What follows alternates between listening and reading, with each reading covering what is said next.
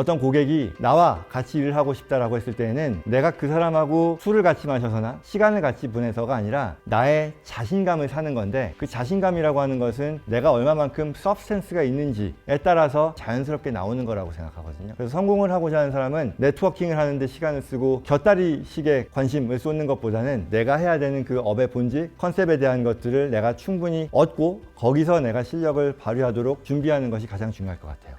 안녕하세요. 저는 좌청입니다. 캘리포니아에서 변호사로 활동하고 있고요. 지금은 캘리포니아, 뉴욕, 아틀란타, 서울 이 지역에서 거점을 두고 법무법인 운영하고 있습니다. 스타트업과 관련된 데들은 블라인드, 쿠팡 컨설팅 해왔습니다. 한국에서 나고 자란 1세대 이민자로서 미국에서 자리를 잡고 여기에 이르기까지 어떤 과정을 거쳤는지, 그리고 여러 성공한 사람들에 대한 얘기를 나누고자 이 자리에 나왔습니다.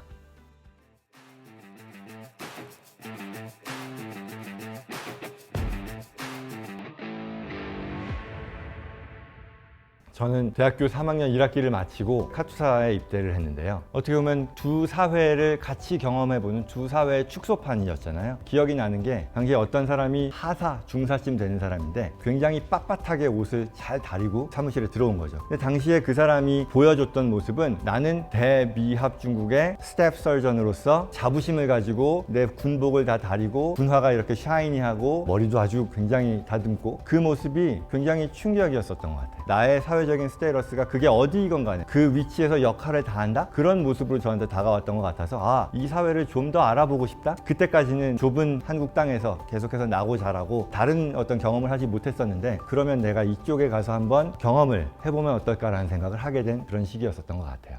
그리고 나서 한국에서는 외국계 은행에서 근무를 하다가 2003년에 미국 가는 준비를 했죠. 당시에 뭐 아무것도 없잖아요. 한국에서 교육받고 하다 보니까 학교를 들어가야겠구나, 뭔가를 공부하기 위해서라기보다는 자리 잡는 데 있어서의 백그라운드로서 이런 게 도움이 되겠거니라는 생각으로 비즈니스 스쿨을 가자, 비즈니스 스쿨을 가서 자리를 잡는 데 좀 더 도움이 되지 않을까 했고, 텍사스 어스틴이라는 학교가 들어가면 과정을 시작하기 전에 이미 빅4 뭐 이런 큰 회사들에서 리크루팅을 나온다라고 하더라. 바로 이제 살던 집을 전세로 주고 남는 돈을 가지고 가면서 또 결혼도 좀 빨리 했어요. 만으로 뭐 25, 26 했는데 정말 뭐 데스퍼릿하게 인터뷰를 했어요. 운 좋게도 학교 시작하고 나서 그 다음 해에 인턴십하고 그 다음에 풀타임 오퍼를 받았어요. 그때 저는 이미 미국 회계사 자격증이 있었거든요. 대략 한 7년, 8년 정도 KPMG에서 국제조세 쪽을 담당하는 회계사로 근무했습니다. 하게 된 일은 외국계 기업들, 이제 미국에 굉장히 많은 진출을 하잖아요. 그러면 들어와서 겪는 여러 가지 텍스 이슈들이 있는데 그걸 도와주는 일을 했고, 운 좋게도 그 일을 굉장히 좋아한다는 걸 알게 됐고, 좋아하는 일을 계속 하다 보니 일이라고 생각하지 않고 내가 즐기는 그런 게 된 거거든요. 특히 이런 프로페셔널 서비스를 하는 입장에서는 고객이 나와 같이 일을 하고 싶다라고 했을 때에는 나의 자신감을 사는 건데, 그 자신감이라고 하는 것은 내가 얼마만큼 서브스턴스가 있는지에 따라서 자연스럽게 나오는 거라고 생각하거든요. 세법이라고 하는 게 결국은 변호사의 영역이면서 또 동시에 회계사 영역이다 보니까 일하면서 로스쿨 공부를 했어요.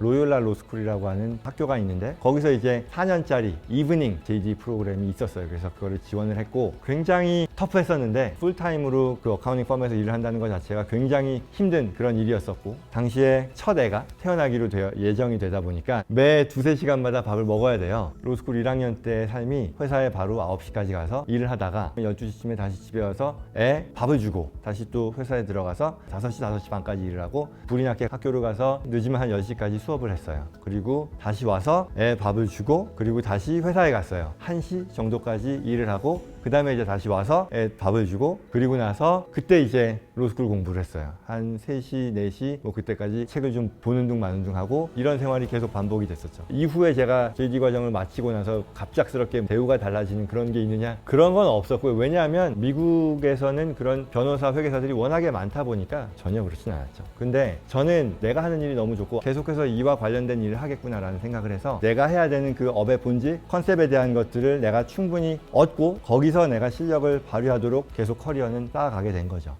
로스쿨 마치고 바시험을 2010년에 봤는데요. 그때 이제는 회사에서도 마디를 한 번은 지어야 되는 그런 상황이라고 생각했어요. 무슨 얘기냐면 거기서도 이제 파트너 트랙을 밟고 계속해서 가느냐, 그게 아니라 나는 여기서 마무리를 하고 다른 쪽을 생각하느냐 결정을 해야 되는 그런 시기였었는데, 내가 하고 싶은 일을 내가 만들고 내가 또 책임지는 그런 일을 해보고 싶다? 결국 그 말은 내 사업을 해보고 싶다라는 생각을 한 건데, 한국에서 미국 간다 자리 잡는다 했을 때도 비슷한 반응이 없지 않았는데 왜 사서 고생이야, 뭐 네가 뭐 여기서 나고자도 아니고 그런 얘기들. 그에 반해 저는 내가 여기서 어떻게 하면 벗어날 수 있을까, 이런 부분들에 있어서는 돌아서진 않을 거다라고 생각을 했고요. 나가고 나서도 데이 원부터 제가 한 선택에 대해서 후회한 적은 한 번도 없었던 것 같아요. 처음에는 얼바인의 작은 사무실에서 시작을 했고, 제가 그때 나름대로 생각을 했었던 거는, 저는 이민 1세대이잖아요. 한국적인 거에 대해서 그게 언어가 됐건 문화가 됐건 정서가 됐건 다 익숙한데, 한국에서 진출하는 고객들을 대상으로 내 서비스를 제공한다면 충분히 시장성이 있지 않을까? 어떤 사례가 있었냐면요, 굉장히 유명한 운동선수였어요. 미국에 이제 진출을 하고 나서 첫 몇 해 동안 여러 텍스 컨설팅을 탑 클래스의 회사들, 미국 회사에서 받았던 거죠. 근데 저희가 알게 된 건 이 사람이 세금을 더 많이 냈다라는 걸 알게 되고, 그래서 결국은 저희가 그걸 수정 신고를 해서 1년여에 걸친 IRS 감사, 미국 국세청에서의 감사를 열어주세요 라고 한 거고, 결과적으로는 저희가 한 150만 불 이상의 텍스 리펀드, 우리 돈으로 뭐 한 20억 가까이 되는 건데요, 그걸 돌려받게 됐어요. 그러면 그게 어떻게 가능했겠느냐, 저희는 이제 한국과 미국에 공통적으로 적용되는 그런 규정을 잘 알다 보니 거기에서 활용되지 않았던 그런 혜택을 찾아낸 거고, 추가의 혜택을 얻어낼 수 있었던 거죠. 지금은 캘리포니아, 뉴욕, 아틀란타, 서울 이 지역에서 거점을 두고 활동하고 있고요. 그게 이제 한 10여 년 됐습니다.